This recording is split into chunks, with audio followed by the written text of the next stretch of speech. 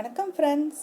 இப்போ நம்ம என்ன பார்க்க போகிறோன்னா, யூனிட் 7ல் கவர் ஆகிருக்க அறநூல்களில் பழமொழி 400 அப்படிங்கிற பாடல் வரி தான்ப்பா.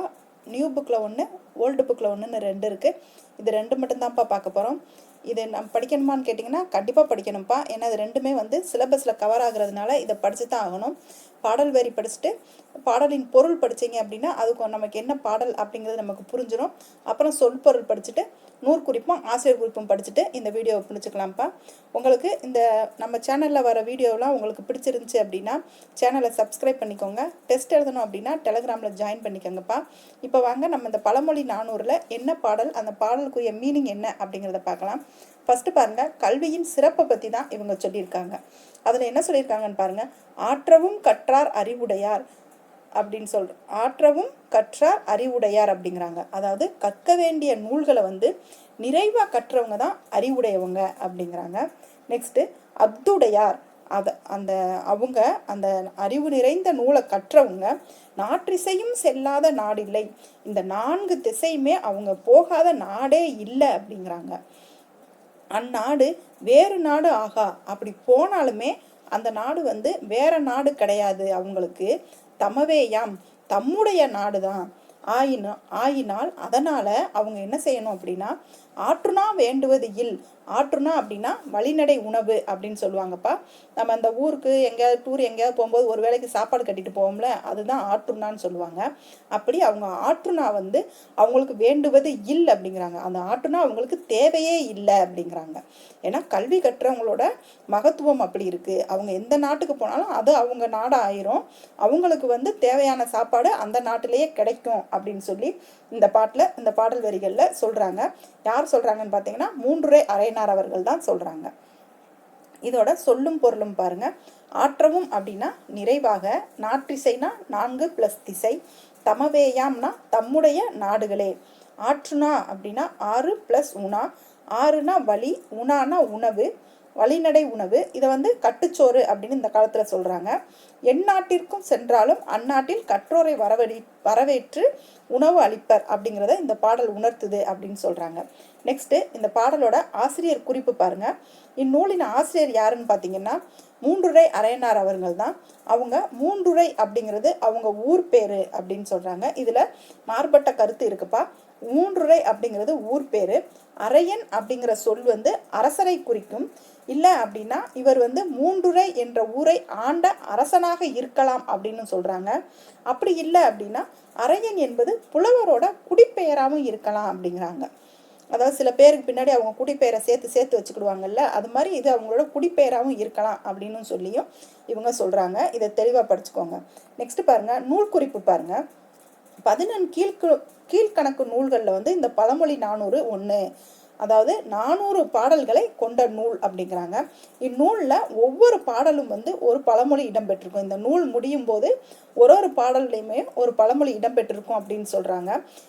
இப்போ நம்ம படித்த பாடத்தில் இருந்த பழமொழி என்னன்னு கேட்டிங்கன்னா, ஆற்றுனா வேண்டுவது இல் அப்படிங்கிற பழமொழி தான் இதுக்குரியதுங்கிறாங்க. அதோட மீனிங் பாருங்க. கற்றவனுக்கு கட்டுச்சோறு வேண்டா அப்படிங்கிறதான் அதனோட பொருள் அப்படின்னு சொல்லி இந்த பாடல் வரியை முடிக்கிறாங்கப்பா. அடுத்த பாடல் வரி நமக்கு நியூ புக்கில் இருக்கு, விருந்தோம்பல் அப்படிங்கிற லெசன்ல. அதில் என்ன சொல்லியிருக்காங்கன்னு பாருங்க. மாறியொன்று இன்றி, மாறியொன்று அப்படின்னா மாறினா மழை, மழை இன்றி வறண்டிருந்த காலத்திலும், மழை இல்லாமல் வறட்சியா இருந்த காலத்திலுமே கூட பாரி மடமகள் பான்மகருக்கு, பாரி மடமகள் பான்மகருக்கு அப்படின்னா பாரிக்கு அங்கவை சங்கவைன்னு 2 பொண்ணு இருப்பாங்கப்பா. அவங்களோட மகள்கிட்ட பான்மகருக்கு அப்படின்னா அவங்களோட மகள்கிட்ட புலவர்கள் இறந்து நிற்கிறாங்க. அதாவது முன்காலத்தில் புலவர்கள்லாம் மன்னனை புகழ்ந்து பாடி பரிசில் பெறுவாங்கல்ல, அந்த மாதிரி பாரி மகள்கிட்ட அவங்க பரிசு கேட்டு நிற்கிறாங்க. எப்போ நிற்கிறாங்கன்னு பாருங்க. மாறியொன்று இன்றி வறண்டிருந்த காலத்தும் அப்படிங்கிறாங்க. மழையே இல்லாமல் வறண்டிருந்த காலத்தில் போய் புலவர்கள் அவங்ககிட்ட யாசித்து நிற்கிறாங்க அப்படிங்கிறாங்க. அதுக்கு அவங்க பாரி மகளிர் என்ன செஞ்சுருக்காங்கன்னு பாருங்க. நீர் உலையில் பொன் திறந்து, அதாவது உலை வச்சிருந்த அந்த நீரில் பொன்னை இட்டு கொண்டு புகவா நல்கினாள் அப்படிங்கிறாங்க. புகவானா உணவாக அந்த பொண்ணை இட்டு அதுவே உணவா அந்த புலவருக்கு கொடுத்தாங்க. நல்கினால்னா கொடுத்தாங்க அப்படின்னு சொல்றாங்க. ஒன்றுனா முன்றிலோ இல் அப்படின்னா ஒன்றும் இல்லாத வீடே அந்த காலத்துல இல்லை அப்படின்னு சொல்றாங்க.